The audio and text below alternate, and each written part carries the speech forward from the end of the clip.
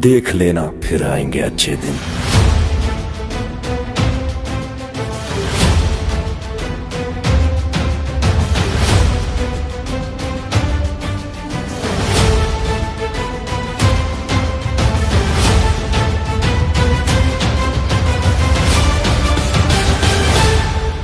दामन पे लगाए लाख दाग, कोई सच्चा पाया ना। हाँ खूब करी कोशिश, बदनाम कोई कर पाया ना। हाँ खूब करी कोशिश, बदनाम कोई कर पाया ना। भाई ये पूर्ण संत है, पूर्ण संत है। अगर इनकी दोनों चप्पल भी गड़का जानी, सारा धन तड़ापन डूब कर मर जाएंगे। महाराज के लिए जान भी देनी पड़ेगी ना, तो इसके लिए जान भी कुर्बान है भाई। रामपाल भगवान की। बदल रहा युग बदल रहा है रे, बदल रहा युग बदल रहा। देवों ने आरती उतारी हो, स्वागत करता स्वयं मेरे किसान सरदारी हो। आने वाला 2026 का साल गरीब किसान के पक्ष में रहने वाला साल होगा। सच साहेब का नाम लेकर क्यों भगा जे, हमारा दाना दाना जमीन देख ले सही दाने पड़े। रामपाल जी की कृपा से हमारे खेत में बुआरा हो रहा है। बुआरा आ गया भाई ना चाह, हमारा तो भगवान है भाई, भगवान रामपाल की दया से मेरा भी हो गया। रामपाल महाराज की जय। गुरु की महिमा अजब निराली, सूखी डाली पे हरियाली।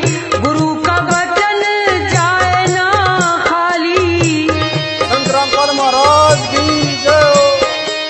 गुरु का वचन जाए ना खाली, ये झूठा है संसार। गुरु की महिमा परंपार, गुरु की महिमा परंपार। देश का सबसे महंगा कथावाचक एक दिन के लगभग 10 से 15 लाख रुपए दक्षिणा लेते हैं। वहीं दूसरी तरफ संत रामपाल जी महाराज ने उसे चरितार्थ कर दिया। रोटी, कपड़ा, शिक्षा, चिकित्सा और मकान हर गरीब को दे रहा कबीर भगवान।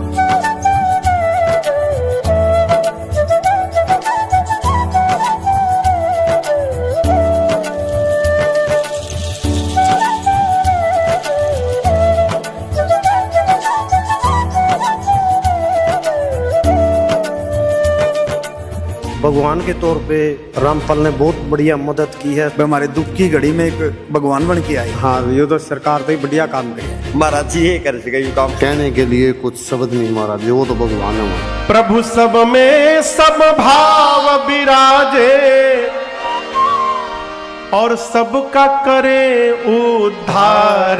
बरस रहे प्रभु की कृपा अपार, बरस रहे प्रभु की कृपा अपार, बरस रहे प्रभु की कृपा अपार, बरस रहे प्रभु की कृपा अपार। देखिए स्पेशल वीडियो 7 फरवरी 2026 को शनिवार दोपहर 12 बजे से कलयुग में सतयुग की शुरुआत भाग 4 फैक्टफुल डिबेट्स यूट्यूब चैनल पर। संत रामपाल जी महाराज एक ऐसे महान संत जिन्होंने अपनी सतभक्ति, तत्व ज्ञान, करुणा और सेवा के बल पर समाज में नई मिसाल कायम की है। संत रामपाल जी महाराज की अगुवाई में उनके सभी सतलोक आश्रमों से समाज कल्याण के अद्भुत कार्यों ने समाज को सुनहरे भविष्य की एक नई उम्मीद दिखाई है। संत रामपाल जी महाराज से नाम दीक्षा लेने के बाद लाखों लोगों की लाइलाज बीमारियां जैसे कैंसर, एड्स आदि ठीक हुई। संत जी के ज्ञान से प्रेरित होकर उनके अनुयायियों ने लाखों यूनिट रक्तदान किया। संत जी ने लाखों बहन बेटियों का दहेज मुक्त विवाह करवाया।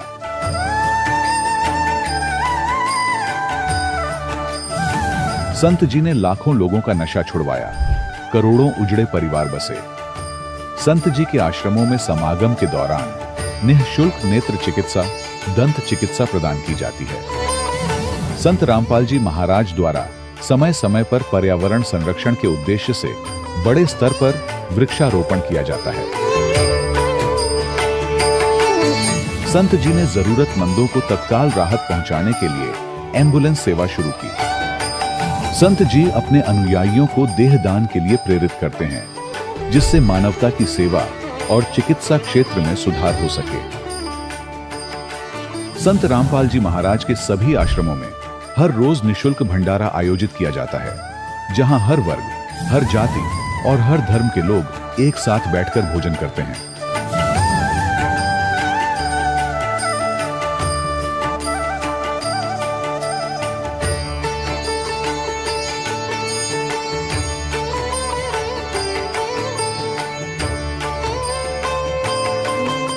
संत रामपाल जी महाराज की अन्नपूर्णा मुहिम ने गरीब और बेसहारा लोगों के जीवन में एक नई ऊर्जा और उम्मीद को जन्म दिया है। घर घर खाद्य सामग्री और जरूरी मदद पहुंचाकर संत रामपाल जी महाराज ने लोगों को दुख और मजबूरी से लड़ने की ताकत प्रदान की है।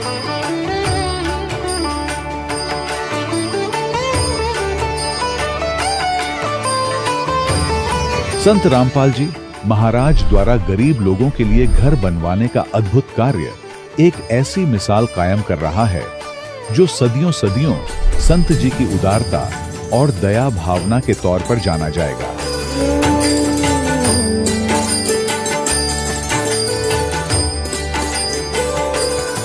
संत रामपाल जी महाराज ने हरियाणा सहित भारत के कई राज्यों में आई भीषण बाढ़ से अनेक गांवों और किसानों को बड़ी राहत दिलाई। तत्काल लाखों फुट पाइप और हजारों मोटर उपलब्ध कराकर किसानों के खेतों और गांवों में भरे बाढ़ के पानी को बाहर निकालकर उनको नया जीवन दान प्रदान किया। आज संत रामपाल जी महाराज को किसानों के मसीहा के तौर पर देखा जा रहा है। जगह जगह उनके लिए सम्मान समारोह आयोजित हो रहे हैं। संत रामपाल जी महाराज के आश्रम में हजारों बुजुर्गों को सम्मान और प्यार के साथ जीवन जीने का अवसर मिलता है। उनके खाने, रहने और स्वास्थ्य की पूरी जिम्मेदारी संत रामपाल जी महाराज उठाते हैं। अनाथ बच्चों के लिए संत रामपाल जी महाराज के सभी आश्रम किसी वरदान से कम नहीं। यहाँ उन्हें शिक्षा, संस्कार और भविष्य के लिए बेहतर अवसर प्रदान किए जाते हैं। चाहे बाढ़ हो, भूकंप या महामारी, संत रामपाल जी महाराज और उनके अनुयायी हमेशा ही जरूरतमंदों के लिए सबसे आगे खड़े रहते हैं। कोविड महामारी के दौरान संत रामपाल जी महाराज के आश्रमों से करोड़ों लोगों के लिए भोजन, दवाइयां और जीवन रक्षक सामग्रियां उपलब्ध कराई गई। चाहे गरीब की मदद हो या किसी शोषित और पीड़ित वर्ग के हक और सम्मान की लड़ाई, संत रामपाल जी महाराज ने हमेशा ही उनकी दबी आवाज को सरकारों तक पहुंचाया है और उन्हें उचित न्याय दिलवाने में अहम भूमिका अदा की है। समाज में आध्यात्मिक और सामाजिक मूल्यों के प्रति जागरूकता लाने में संत रामपाल जी महाराज हर कदम पर मानवता के सच्चे सेवक साबित हुए हैं। संत रामपाल जी महाराज का जीवन हमें सिखाता है कि सच्ची सेवा वही है जो निस्वार्थ भाव से की जाए। आइए हम भी इस महान सेवा के कार्य में इस महान संत से जुड़ें और संत रामपाल जी महाराज से नाम दीक्षा लेकर अपने जीवन को धन्य बनाएं।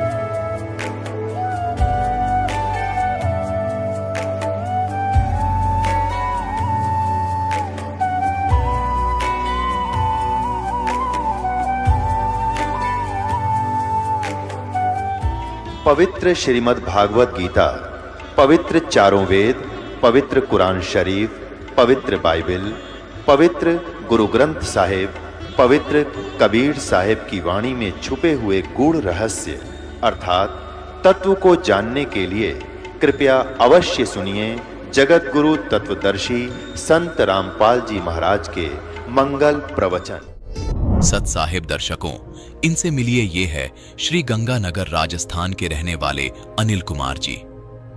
अनिल कुमार जी पारंपरिक सभी भक्ति साधनाएं किया करते थे, लेकिन फिर भी इनकी शादी के 15 साल बाद भी इन्हें कोई संतान प्राप्ति नहीं हुई, जिस वजह से अनिल जी मानसिक रूप से परेशान रहते थे। दर्शकों, अनिल जी का कहना है कि मेरी जिंदगी तब पूरी तरह बदल गई जब मेरा हाथ संत रामपाल जी महाराज ने थामा, यानी जब मैंने संत रामपाल जी महाराज से नाम दीक्षा ली। संत रामपाल जी महाराज के आशीर्वाद मात्र से ही अनिल जी को संतान की प्राप्ति हो गई। आइए जानते हैं कि इसके पीछे की सच्चाई क्या है। आखिर कैसे केवल आशीर्वाद से ही इन्हें संतान की प्राप्ति हुई। आइए सुनते हैं अनिल जी की कहानी, उन्हीं की जुबानी। सर नमस्कार। नमस्कार सर। क्या नाम है जी आपका? मेरा नाम अनिल कुमार वर्मा है।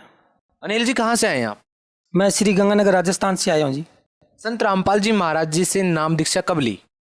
मैंने संत रामपाल जी महाराज से नाम दीक्षा 15 जून 2012 को ली जी। उससे पहले क्या भक्ति साधना करते थे?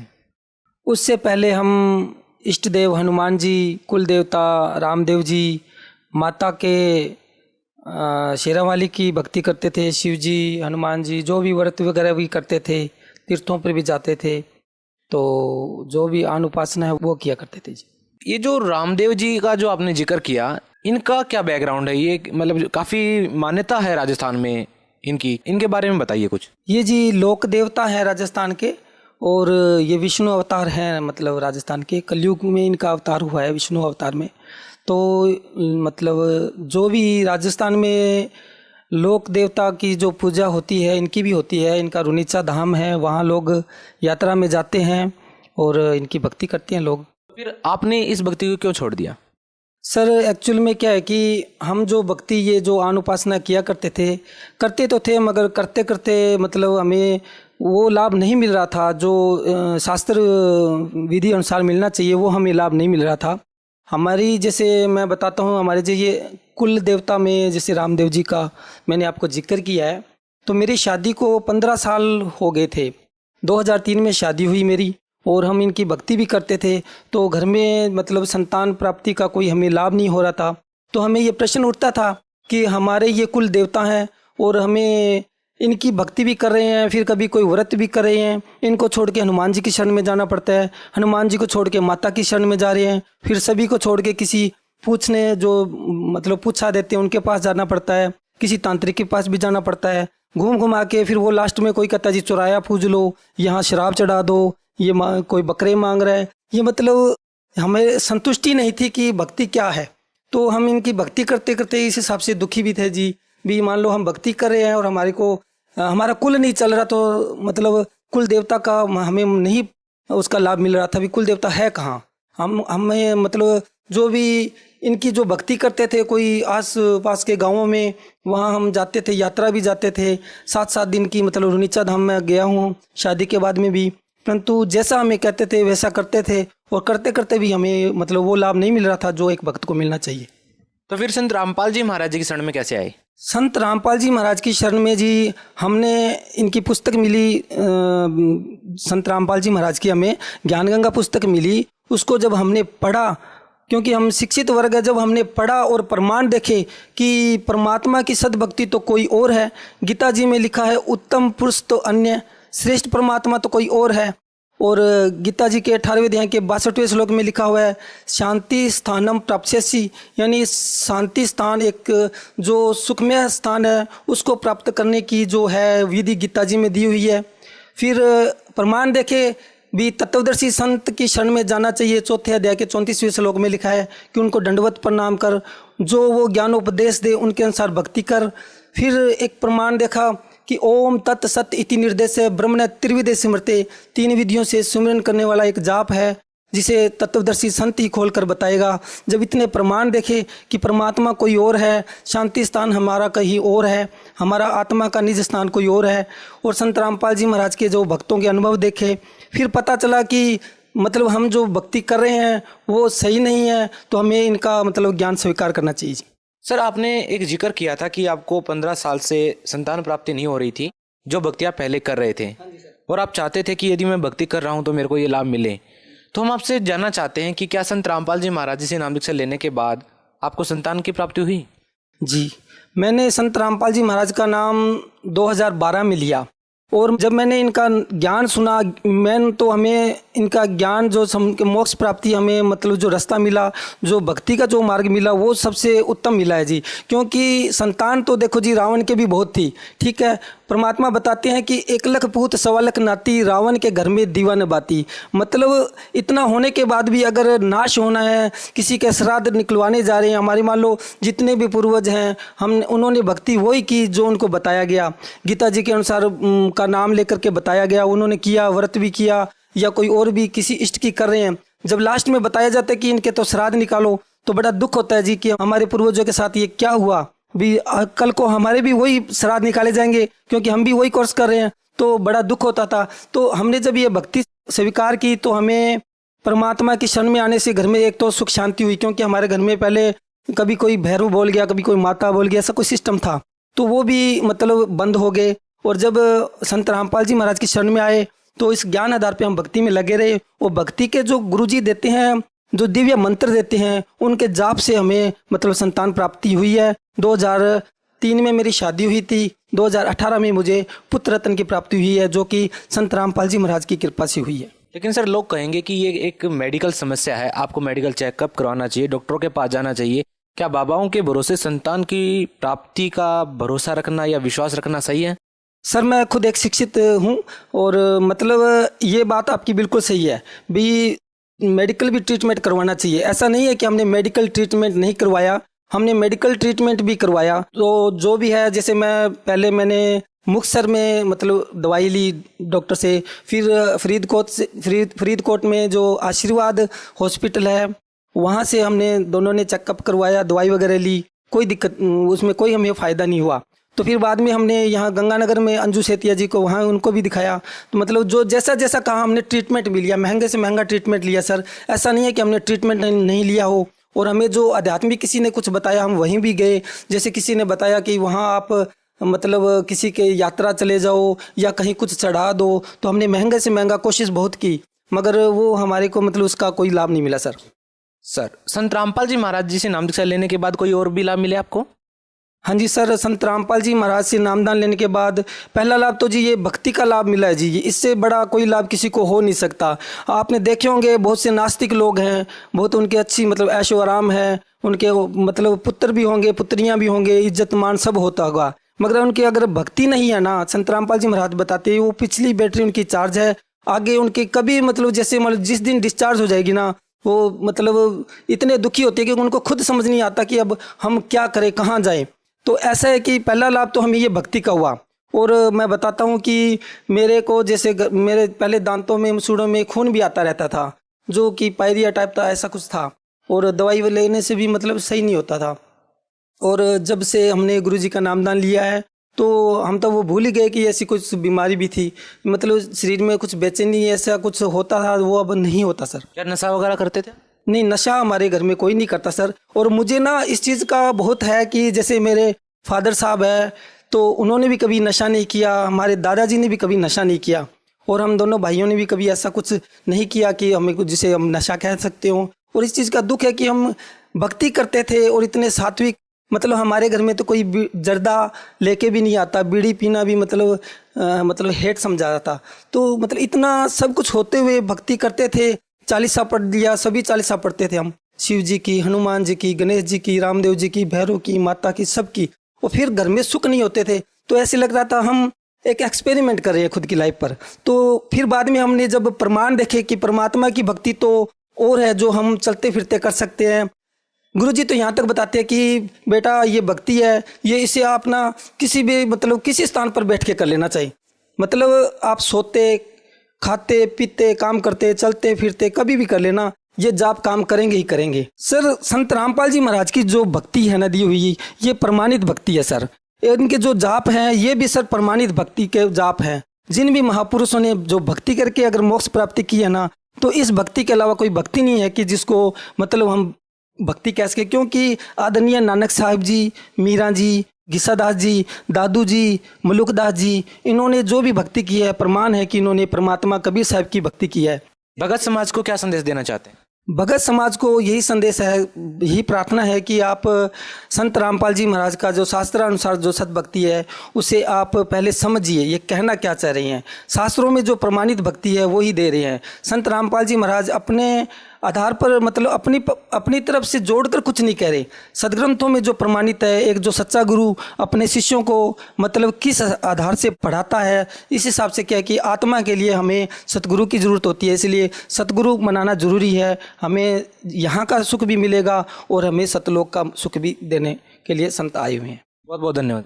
सत साहिब। दर्शकों, अभी आपने सुने संत रामपाल जी महाराज से दीक्षा प्राप्त करके सुखी हुए भक्त के अनुभव।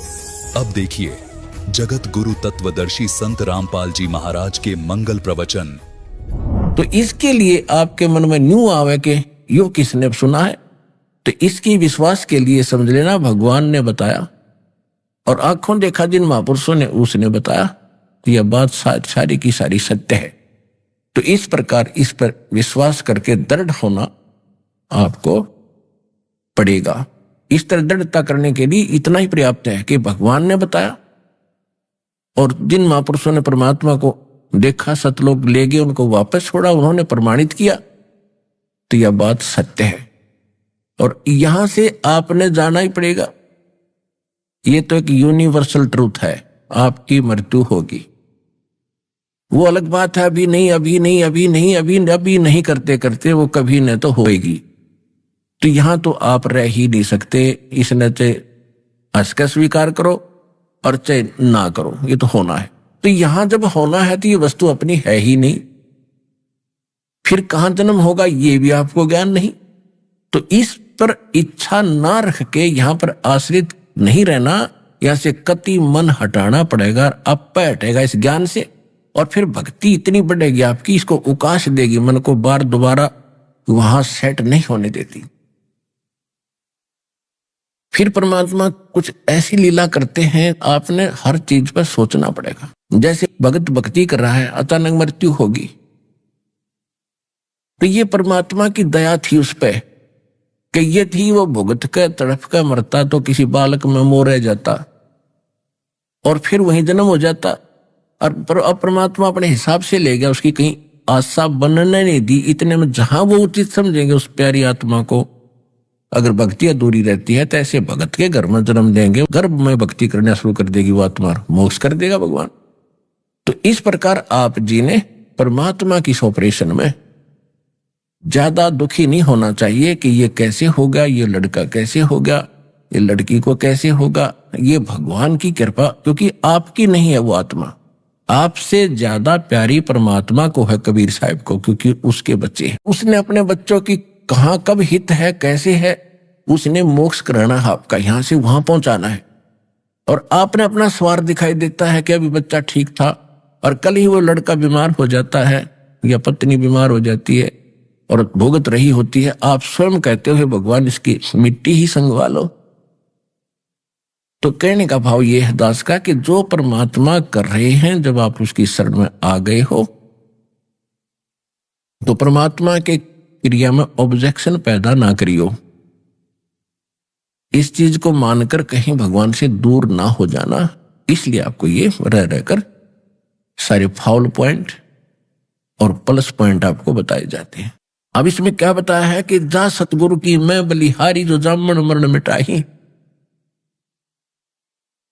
कि उस सतगुरु के ऊपर कुर्बान हो जाना जिसके पास जन्म और मरण के इस रोग के नाश करने की जड़ी यानी सतभक्ति हो। आप बालक नहीं हो, सब शिक्षित हैं और प्रमाण आपको दिखा दिए। अन्य संत भगत कौन सी साधना करते और कराते हैं, वो भी आपके रूबरू करती, वो मोक्षदायक नहीं है। केवल इस साधना जो दास आपको देता है, इसके अतिरिक्त किसी संत के पास इस विश्व में आज के दिन यह भक्ति और ये मार्ग और ये भगवान का ज्ञान नहीं है।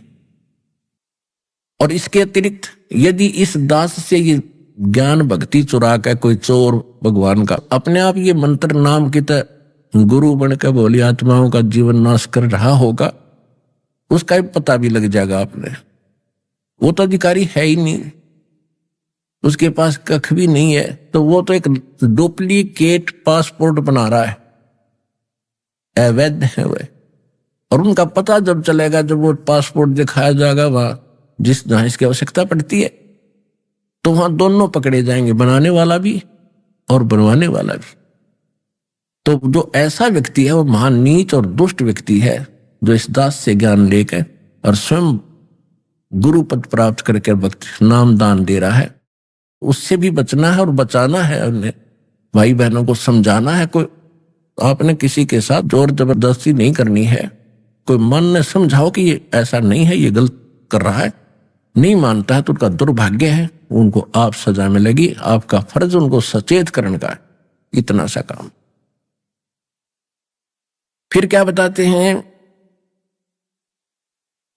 यदि सतभक्ति नहीं करते हो, ये सौदा पूरा नहीं करते हो तो क्या होगा, मृत्यु होगी। कुल परिवार तेरा सकल कबीला मसलत एक ठराही, बांध पिंजड़ी आगे धर लिया मरगट को ले जाई। यानी मृत्यु के उपरांत घर वाले तो टक्कर मार रहे होते, उन्मति मत नहीं कि इसने उठा कर शमशान घाट पर ले जाएं, और कोशिश करते हैं कि ना ले जाने दें, लिपट जाते हैं ना ले जाओ। तो बाहर के लोग, कुल के लोग इकट्ठे होते हैं और वो कहते हैं इसको फटाफट उठाओ, ले चलो ले चलो। सबकी एक ही मसलत यानी राय बन जाती है कि उठाओ उठाओ। कुल परिवार तेरा सकल कबीला मसलत एक ठराई, बांध पिंजरी आगे धर लिया मरगट को ले जाई। अग्नि लगा दिया जद लंबा फूक दिया उस ठाई। अब ये जो शरीर था इसका तो अंत कर दिया, या तो कब्र में दाब दिया या फूक फाक दिया। फिर कहते हैं इसकी मृत्यु के उपरांत फिर क्या क्रियाएं करते थे अपने हिंदू समाज में, कि गरुड़ लेकर पंडित जी आते थे, गुरु जी हमारे, और गरुड़ पुराण का पाठ करवाया करते। पहले तो विशेषकर ये बनिए लोग ही कराते थे, ब्राह्मण कराते थे। फिर धीरे धीरे ये अपने सारे समाज में घर करने लग गया था या बीमारी। अब परमात्मा कहते हैं कि जो गरुड़ पुराण तुम अब पाठ करा रहे हो, उसके मृत्यु के उपरांत अब उसका कोई यूज नहीं। प्रथम तो वो गरुड़ पुराण कोई ऑथेंटिक ग्रंथ नहीं, प्रमाणित ग्रंथ जिससे कोई लाभ हो। ये तो किसी ऋषि विशेष के बनाए हुए अपनी अटकलबाजी के ज्ञान है। और दूसरा जो कथा कर रहा है वो अधिकारी नहीं। तीसरा ये बताया है कि जो गरुड़ पुराण के अंदर विवरण दिया है कि जो व्यक्ति ऐसे पाप करता है उसको ऐसा फल मिलता है, जो ऐसे करता है उसका हाथ कटता है, वो ऐसे कर्म करता है उसका बेटा मरता है, ऐसे कर्म कोई स्त्री करती है उसका वो विधवा होती है, उसका पुत्र मरता है, ऐसे कर्म करता है तो उनको वहां जाकर के तपस्या पर फूका जाता है। तो परमात्मा कह रहे हैं कि उसको आपने जो मृत्यु के उपरांत उसके उपलक्ष्य में गरुड़ पुराण पढ़ा रहे हो, पाठ कर रहे हो, ये पाठ उसको पहले पढ़ाना चाहिए था जीवन काल में, ताकि वो बुराइयों से बचता, भगवान से डरता, पाप ना करता, भक्ति करके जीवन सफल करता। अब वो गधा कुत्ता बनने की तैयारी कर रहा है, तुम यहाँ गरुड़ पुराण पाठ करके उन परिवारजनों को और लूट रहे हो, मूर्ख बना रहे हो। अग्नि लगा दिया जद लंबा फूक दिया उस ठाई, वेद बांध फिर पंडित आए पीछे गरुड़ पढ़ाई। नर से तू पशुआ की जय गद्दा बैल बनाई, ये 56 भोग कहाँ मन भोरे कहीं कोरड़ी चरने जाई। अपना तो हमारे ऊपर इतना प्रेशर है इस काल भगवान का, क्योंकि हम मनुष्य जीवन प्राप्त हैं और जब चाहे भोजन खा लेते हैं, जब चाहे हलवा बना लिया, लड्डू जलेबी खा ली, काजू किशमिश खा लिए, प्यास लगी पानी पी लिया, भूख लगी रोटी खा ली। तो परमात्मा ये बता रहे कि आप तो सिर्फ वर्तमान देख रहे हैं, आपका भविष्य हम बता रहे हैं आगे क्या होगा। जो भक्ति सत्य नहीं करते और बिया भक्ति करते ही नहीं, नर से तू पशुआ की जय गद्दा बैल बनाई, ये 56 भोग कहाँ मन भोरे कहीं करुड़ी चरने जाई। ओए होए। ये सुंदर आहार छिन जाएगा, कुत्ता गधा सुअर बैल बनकर जंगल में धक्के खाओगा और तेरा सारा दिन पेट नहीं भरेगा और गंध खाएगा। फिर क्या बताते, सुखदेव ने 84 भुगती बना पजावे खरगो, और तेरी क्या बुनियाद प्राणी तो पेंडा पंथ पकड़वो। तो कितना प्यार से और हर प्रमाण से आपको प्रमाणित करना चाहते हैं परमात्मा के प्यारी आत्मा गरीबदास साहिब जी, और स्वयं भगवान भी आकर के अपने बच्चों को यही सलाह देते हैं कि सुखदेव जैसे ऋषि, जिसकी दास ने अभी चर्चा की थी, सुखदेव ऋषि को गर्भ में ज्ञान हो गया कि मनुष्य जीवन केवल मोक्ष प्राप्ति के लिए प्राप्त होता है, और बाहर जाके हमारे ऊपर त्रिगुणमयी माया ब्रह्मा विष्णु महेश से निकल रही है रेज हमें अचेत कर देती है, हमें कुछ भी याद नहीं रहता। तो उससे बचने के लिए उसने 12 वर्ष तक गर्भ से बाहर नहीं आया वो। तब ब्रह्मा विष्णु महेश जी ने उनसे कहा भी सुखदेव जी बाहर आओ। तब सुखदेव जी ने कहा था मैं बाहर तब आऊंगा जब आप अपनी इन आपसे निकल रहे ये गुणों की जो प्रभाव है, इन किरणों को रोक दोगे। तो उन्होंने कहा देखो ज्यादा देर हम नहीं रोक सकते, ये हमारे बस से बाहर है, हम 1 सेकंड की कुछ अंश में इतना रोक सकते। सुखदेव ने कहा तुम इतना ही रोको। इतनी ही सेकंड के अंदर बाहर आ गया। उस सेकंड के अंदर जो बोर्न हुए बच्चे जन्म हुआ उन पर ये असर रहा नहीं, उनको बचपन से ही लगन भगवान की लगी। उस दौरान कहते हैं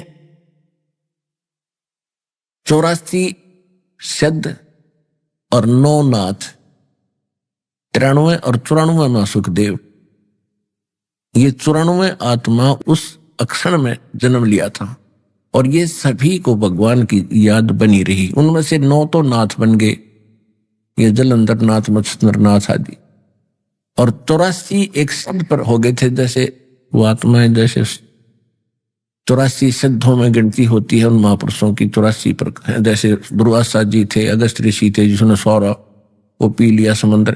तो इस प्रकार उन्हें चेतना तो रही, भगवान पाने की कसक भी रही, संसार आसार भी नजर आया, लेकिन समाधान नहीं मिला उनको। वो मार्ग नहीं मिला जिससे भी छुटकारा होना था। जैसे गरीबदास जी कहते, कूप की छाया कूप के माही ऐसा आत्मज्ञान। अभी तक हमें सुनाया करते थे, नकली ने पता तो था ही नहीं। कहते आत्मज्ञान होगा जब मोक्ष हो जाएगा, आत्मज्ञान से कल्याण होता है। परमात्मा कहते हैं आत्मज्ञान क्या है? आत्मज्ञान से नहीं, केवल आत्मज्ञान से नहीं, परमात्म ज्ञान भी साथ चाहिए। आत्मज्ञान तो ये है कि मनुष्य जीव, हम कौन हैं, हम जीव हैं। मनुष्य जीवन मिला किस लिए? कि मोक्ष प्राप्ति के लिए ही मनुष्य जीवन प्राप्त होता है। ये तो हो गया आत्मज्ञान।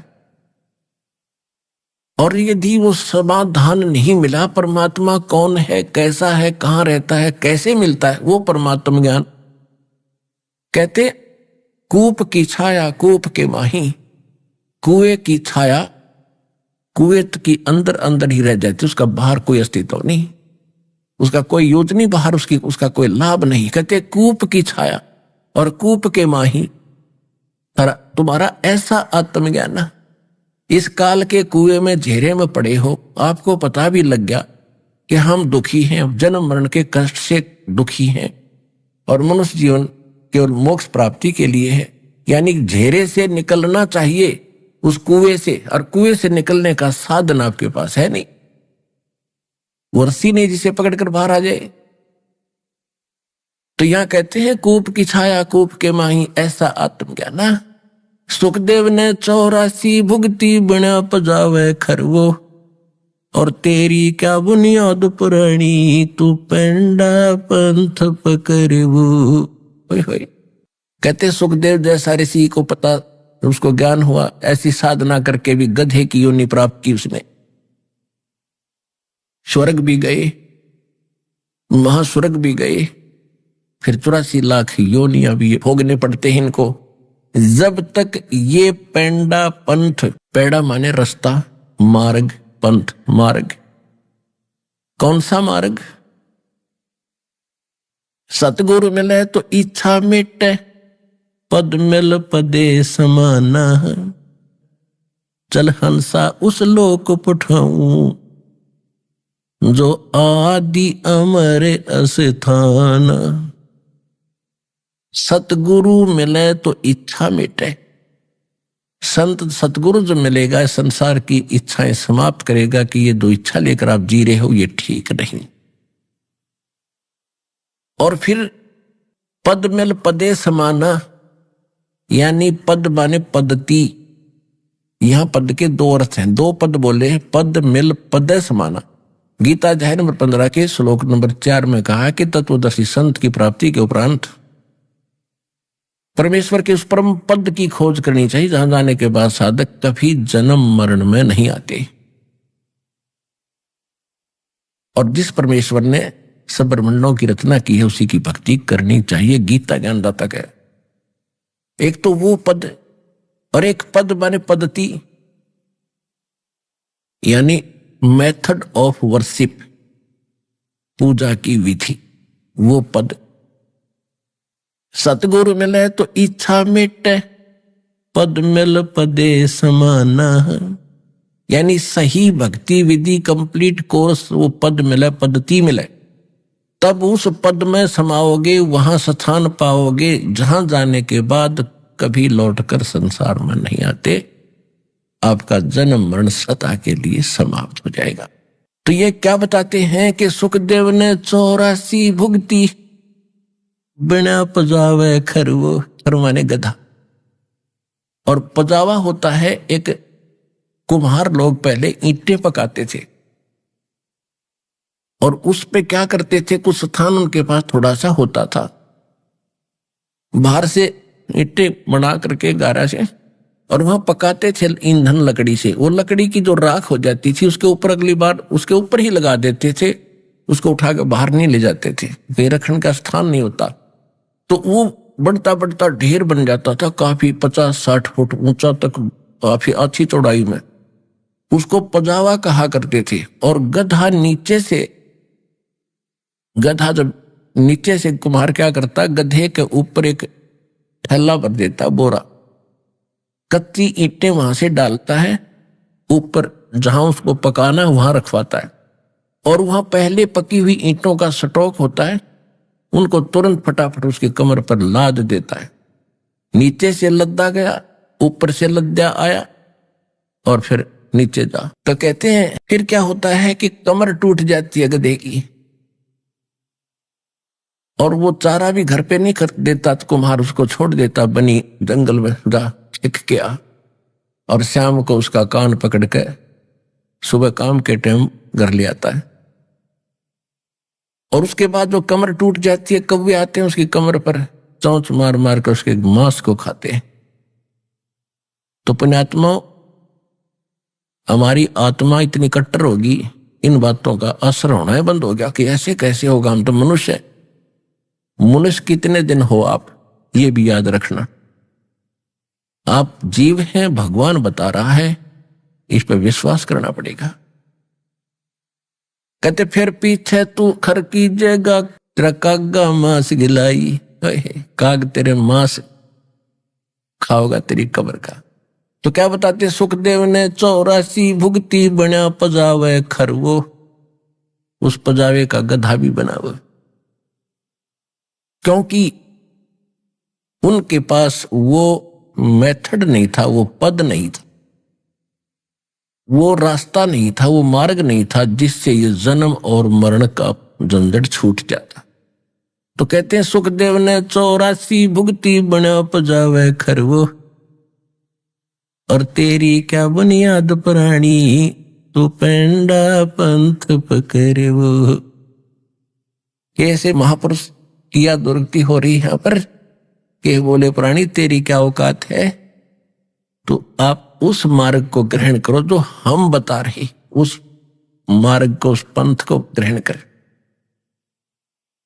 चारों युग में संत पुकारे, और को के कहा हम हेल रे, हीरे माणिक मोती बरसे, ये जग चुगता ढेल रे। हाय हाय। पुण्यात्माओं, कलेजा फट जाएगा जिस दिन आप होश में आ जाओगे।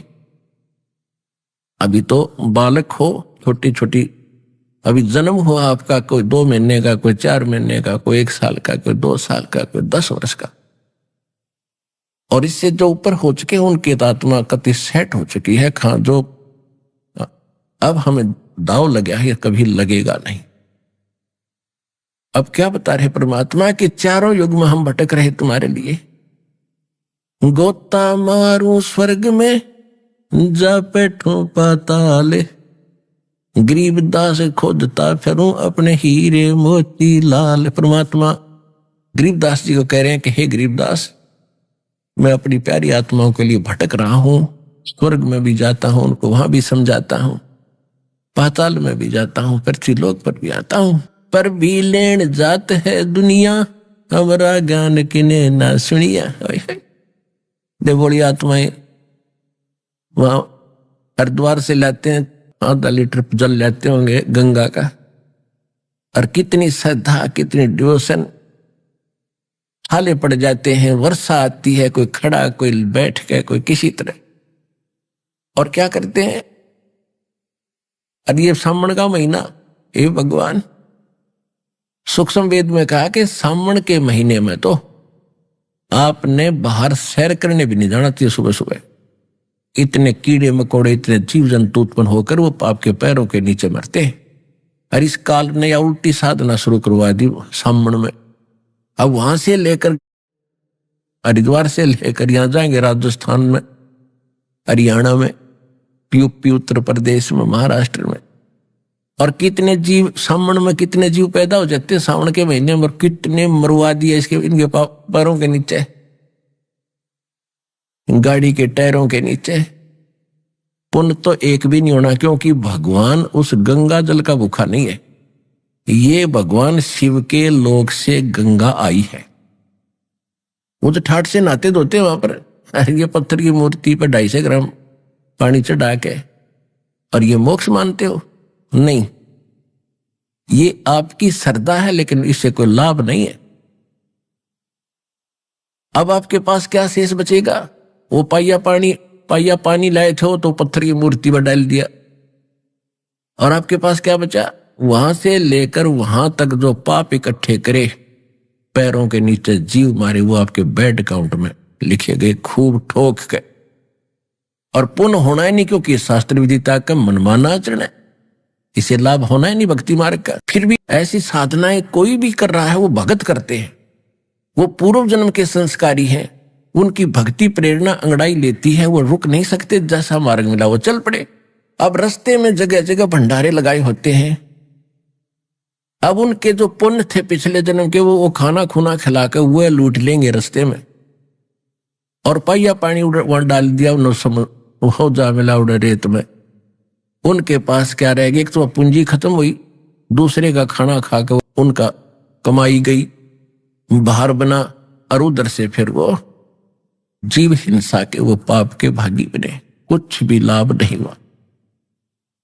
तो यहां परमात्मा कहते हैं, पर भी लेन जात है दुनिया, हमारा ज्ञान किने ना सुनिया।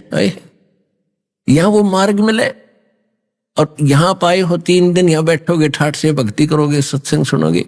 और फिर बात यह है कि जैसे आप भी सावन में यहां आते हो, आपका ये तीर्थ स्थान है, तो आपको एक ऐसी भक्ति का मंत्र दे दिया है। एक तो उस भक्ति इसके आप डेली पाठ करते हो, मंत्र करते हो, आपके ऊपर जो ना चाहे हुए भी इच्छा कर मारे नहीं बिन इच्छा मर जा। आप यहां आए हो, आप रास्ते में जीव मारने के लिए नहीं आए, और आपको हमने जो मंत्र दे रखा उसकी भक्ति करने से आपके ऊपर वो लगे हुए पाप खत्म हो जाएंगे। क्योंकि जैसे कपड़ा हम पहनते हैं वो मैला होता है, और साबुन और जल से उसको साफ कर लेते हैं, डेली साफ उज्जवल रहता है। तो इनके पास वो साबुन और जल नहीं, और दूसरा वो लाइसेंस नहीं।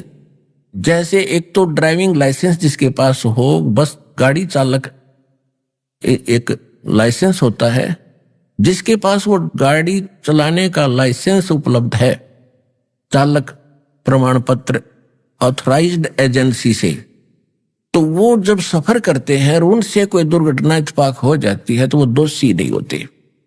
ये मालूम है कि ये ट्रेंड आदमी है, लाइसेंस शुदा है, इसने जान का एक्सीडेंट नहीं करा, किन कारणों से हो तो अलग बातें हैं।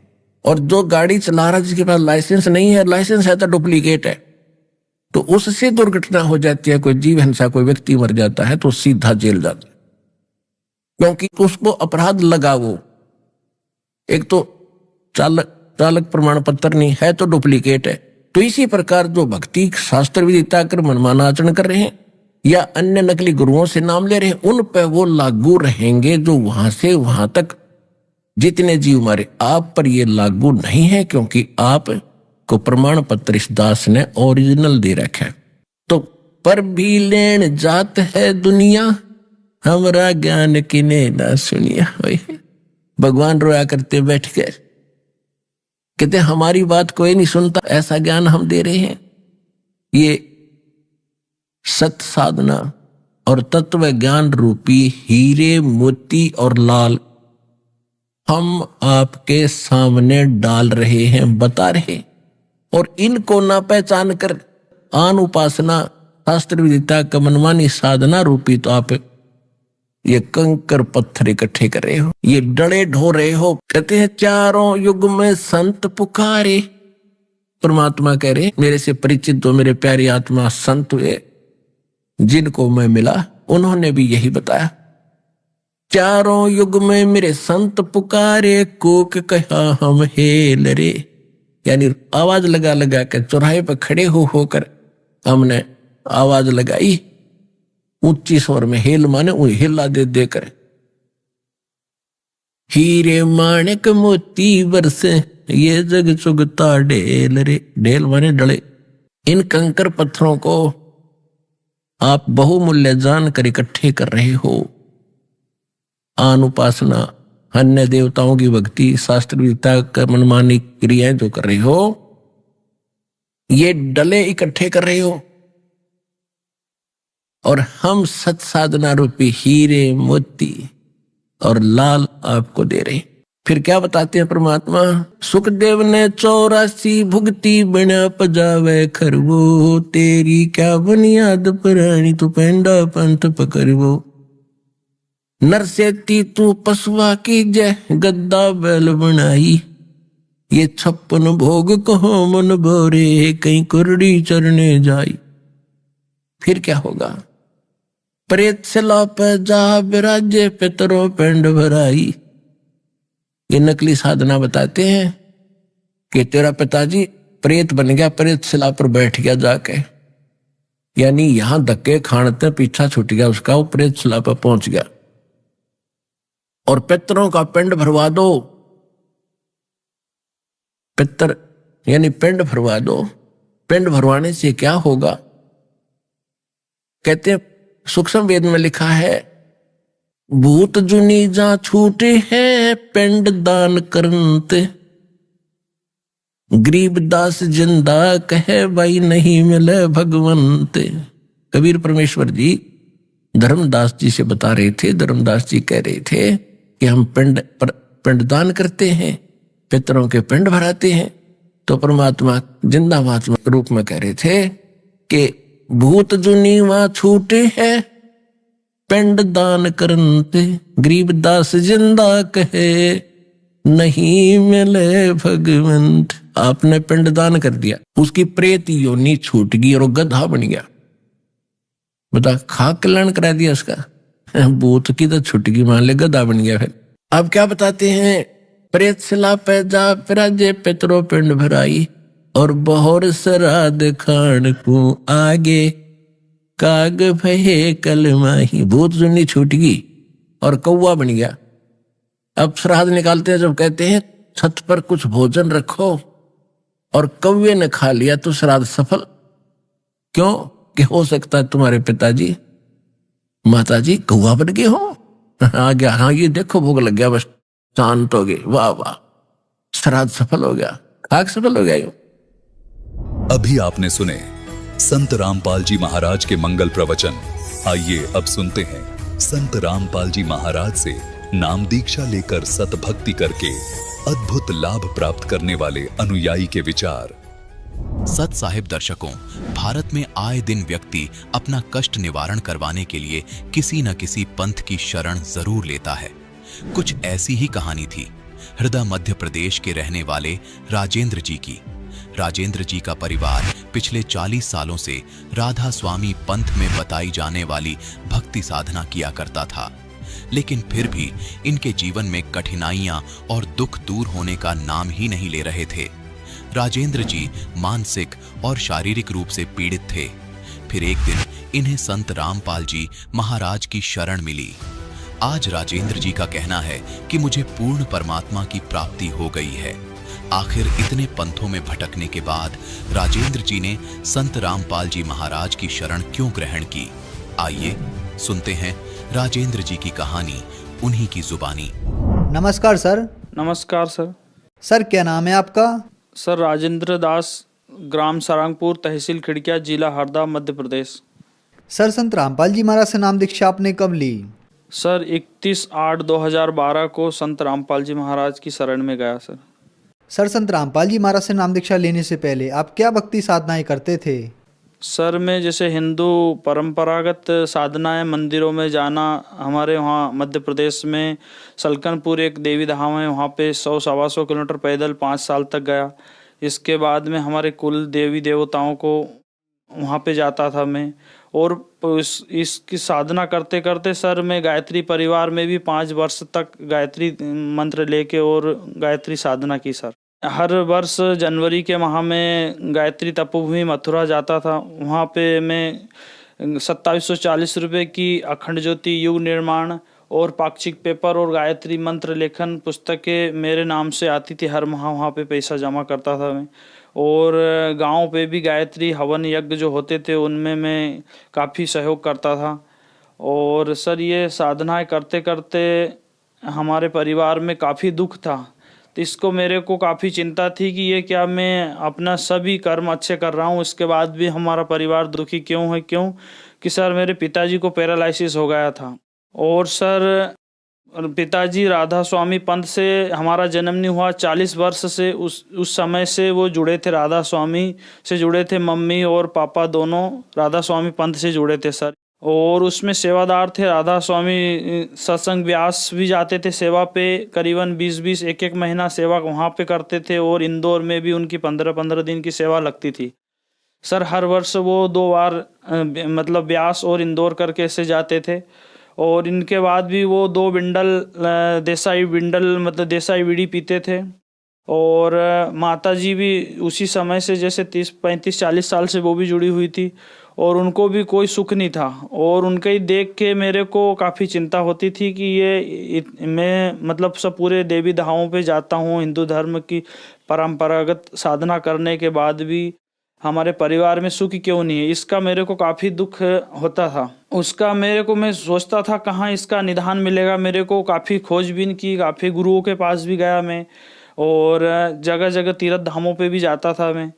और हमारे घर के सामने ही सर एक मंदिर है, तो मंदिर में भी हम सुबह शाम उसको साफ़ सफाई करना, मतलब बल्ब लगाना और उस जो भी सेवा लगती थी, गणेश जी बैठाना वहाँ पे, दुर्गा जी में भी सहयोग करना।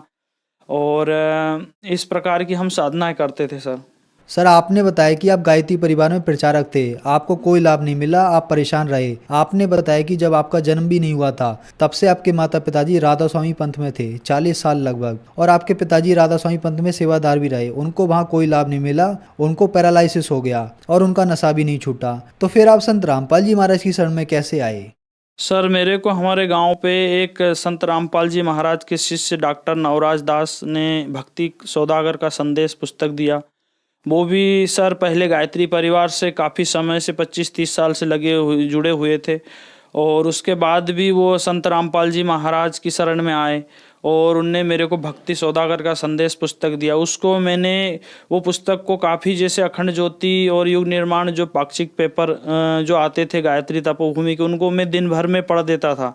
इसी प्रकार मैंने भक्ति सौदागर का संदेश पुस्तक को पढ़ी और पढ़ने के बाद में मेरे को ये लगा कि ये ज्ञान मैंने तो आज तक कभी सुना ही नहीं गायत्री परिवार में। ब्रह्मा विष्णु महेश के माता पिता, और वो भी प्रमाणित शिव पुराण में, देवी भागवत पुराण में। और फिर उसके बाद में मेरे को कुछ अच्छा नहीं लगा कि इसमें क्या है, मैंने तो आज तक ऐसे सुनी नहीं साधना, और ऐसे मतलब ज्ञान कहाँ से ये, इसका मैं पूरा जानकारी करूँगा। इसके लिए संत रामपाल जी महाराज के शिष्य डॉक्टर नवराज दास के पास गया। उनके पास देवी भागवत पुराण और शिव पुराण थी। मैंने उनको काफ़ी दिनों तक उनको देखा, और जो जो उसमें भक्ति सौदागर के संदेश में लिखी थी उनको मिलाया। और फिर संत रामपाल जी महाराज का चैनल पर सर जो सत्संग आता था उसको मैंने 3 रोज तक देखा। 3 रोज में मेरे को गीता जी और वेदों में प्रमाण, कुरान में इसी प्रकार संत रामपाल जी महाराज ने बताया। तो मैंने देखा कि ये ज्ञान तो मैंने आज तक कभी सुना ही नहीं। और उसके बाद भी मैं गायत्री परिवार में वहाँ जाके गायत्री तपोभूमि हर वर्ष जैसे पीले कपड़े पहनकर और हवन पूजन करता था वहाँ पे मैं 2-2, 3-3 घंटे। और उसके बाद में सभी करते हुए भी मेरे को कोई सुख शांति हमारे परिवार में कुछ नहीं था। आर्थिक स्थिति काफ़ी कमज़ोर थी। काफ़ी डॉक्टरों के पास पैसा जाता था। हमारे मम्मी पापा और मेरा जो एक लड़का है उसको डॉक्टरों ने, हमारे आसपास के डॉक्टरों को भी दिखाया, फिर खंडवा दिखाया हमने डॉक्टर सतीश अग्रवाल, उसको दिखाया। तो उनने डॉक्टरों ने उसका एक्सरा करवाया। उसमें उसको बताया कि इसको प्राइमरी कॉम्प्लेक्स जो बच्चों की शुरुआती टीबी होती है वो है इसको, और इसका इलाज आपको 18 महीने चलाना पड़ेगा। सर उसका मैंने 2 साल से भी ऊपर उसका इलाज करवाया, उसको कोई आराम नहीं लगा। इसके बाद में सर मैं संत रामपाल जी महाराज की शरण में जुड़ा, और उसके बाद में हमारा जो लड़का बीमार था वो स्वस्थ हुआ। और फिर मैंने हमारी मम्मी को और पापा को भी बोला कि आप भी संत रामपाल जी महाराज की शरण में आओ। तो उन्होंने बोला नहीं ऐसा नहीं होता, गुरु नहीं बदलना चाहिए। तो मैंने कहा नहीं ऐसा नहीं है कि गुरु नहीं बदलना। हम एक डॉक्टर के पास गए, आपको मेरे मम्मी को बोला मैंने कि मैंने आपको खिड़कियाँ दिखाया, फिर हरदा दिखाया, उसके बाद आपको इंदौर डॉक्टर चौधरी जो आँख के डॉक्टर है उनको दिखाया, आपको आराम नहीं लग रहा, फिर क्या हम किसी तीसरे डॉक्टर पास नहीं जाएंगे। फिर भी उनने बात नहीं मानी, बोले ये बात अलग है डॉक्टरी, और गुरु बदलना नहीं चाहिए। गुरु बदलना बोले ऐसा है कि पति बदलना जैसा है, कि ऐसा नहीं है। ऐसा करके मैंने 6 महीने उनका काफ़ी अनुनय विनय किया कि आप संत रामपाल जी महाराज की शरण में आओ, जो आपको जो शारीरिक कष्ट हैं वो आपको पूर्ण रूप से आराम लगेगा। तो उनने फिर 6 महीने में जब ज़्यादा दुख तकलीफ, उनकी बड़ी आँख में जैसे चमड़ी निकल आई थी बीचों बीच, उससे काफ़ी दर्द था। और उसके पहले उनको कुष्ठ रोग भी था। कुष्ठ रोग मतलब ठीक हुआ नहीं, उसके पहले ये बीमारी चालू हो गई। और हमारे पिताजी को पैरालिसिस हो गया, तो उसमें उसी समय काफ़ी मतलब ठीक होने में उनको काफ़ी पैसा लगा। और फिर हर महीने ECG, हार्ट, ब्लड प्रेशर, और उसके बाद में काफ़ी गोलियां खानी पड़ती थी उनको, जैसे भोजन खाने के पहले, भोजन के बाद में ऐसी गोलियां खाना पड़ती थी। और वो भी काफ़ी अस्वस्थ थे। हमने उनको ये बताया कि संत रामपाल जी महाराज एक पृथ्वी पर ऐसे संत हैं जिनकी शरण में जाने से सभी सुख मिलते हैं। तो उनने सुना, और काफ़ी दिन के बाद, क्योंकि वो राधा स्वामी को छोड़ना नहीं चाहते थे, वो उनको प्रमाणित ज्ञान भी बताया कि जो आप कोई साधना कर रहे, ऐसी बात नहीं है कि कबीर साहब की वाणी है, सुमरण से सुख होत है, सुमरण से दुख जाए, कहे कबीर सुमरण कीजियो, वो साईं माही समाए। आप कबीर साहब की वाणियों को भी देखते हो, पढ़ते हो, उसके बाद भी आप क्यों दुखी हो? और ये सब प्रश्नों के हल आप अपने को संत रामपाल जी महाराज की शरण में मिलेंगे।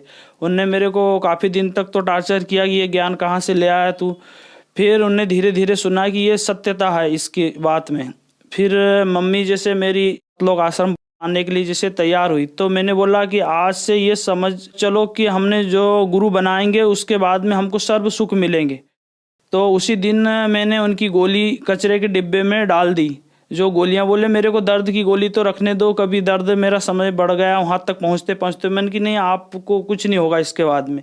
तो सर 2013 से वो 6-7 महीने, मेरे जुड़ने के 6-7 महीने बाद से उनकी जो गोली दवाई मैंने डाली कचरे के डिब्बे में, आज तक उनको कोई भी तकलीफ, कुछ भी शिकायत नहीं हुई। उसके बाद में मेरे पिताजी भी आए, और वो जो व्यसन करते थे, बीड़ी का ज़्यादा काफ़ी सेवन करते थे, और फेफड़े भी रात भर सोना नहीं, खांसना, और यहाँ तक कि उनको जैसे पैरालिसिस हुआ था तो हमने एडमिट किया उनको खंडवा उवेजा हॉस्पिटल में। फिर उसके बाद में हमारे पूरे परिवार ने सतलोक आश्रम में जाके संत रामपाल जी महाराज से नाम दीक्षा ली। सर, संत रामपाल जी महाराज से नाम दीक्षा लेने के बाद क्या आपको कोई लाभ भी मिले? सर, संत रामपाल जी महाराज की शरण में जाने के बाद में हमें अगले ही महीने हमारा परिवार जैसे संत रामपाल जी महाराज की शरण में जुड़ा, उसके बाद में सुख मतलब आना शुरू हो गया और दुख जो थे वो काफ़ी जाते रहे। और थोड़े ही दिन में हमने संत रामपाल जी महाराज की शरण में जैसे अर्जी की, हमको सर ट्रैक्टर लेना है, हमारी खेती में परेशानी होती है सर। उसके बाद में हमने ट्रैक्टर भी लिया और उसके बाद में काफ़ी सुख मिला। जो हमारे ऊपर आर्थिक तंगी थी, कर्ज था, वो बराबर हुआ। आज हमारे काफ़ी पैसे लोगों के ऊपर हैं सर, ये कर्ज से भी मुक्ति मिली हमें सर।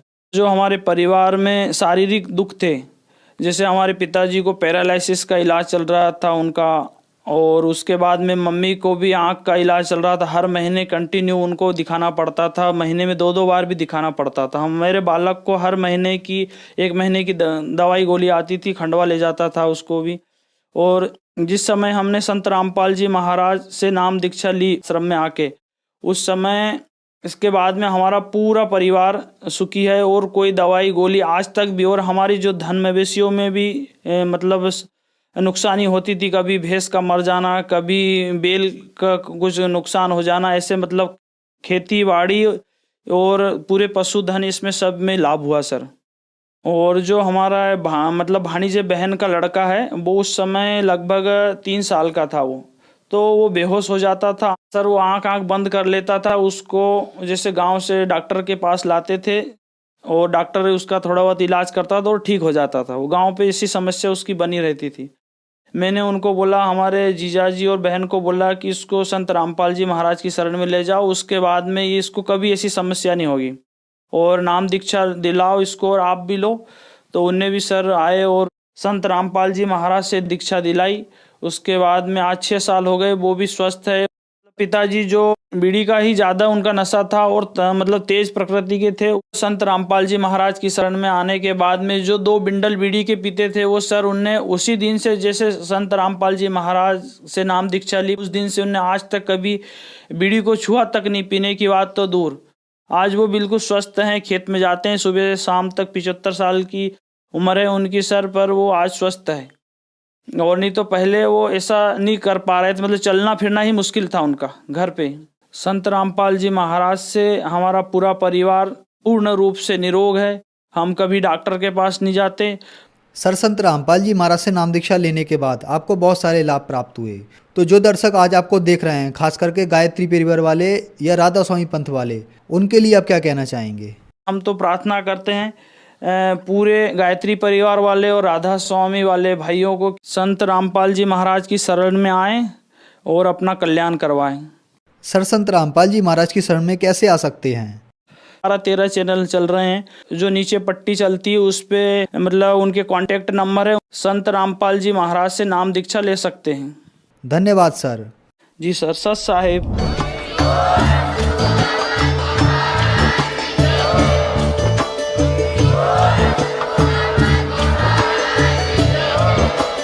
आप सुन रहे थे जगत गुरु तत्वदर्शी संत रामपाल जी महाराज जी के मंगल प्रवचन। अधिक जानकारी के लिए विजिट कीजिए हमारी वेबसाइट www.jagatgururampalji.org। संत रामपाल जी महाराज जी के शुभ आशीर्वाद से पूरे विश्व भर में 500 से भी ज्यादा नाम दीक्षा केंद्र हैं, जिन पर संत रामपाल जी महाराज जी द्वारा ऑनलाइन निशुल्क नाम दीक्षा दी जा रही है। अपने नजदीकी नाम दीक्षा केंद्र का पता करने के लिए संपर्क करें 8222880541।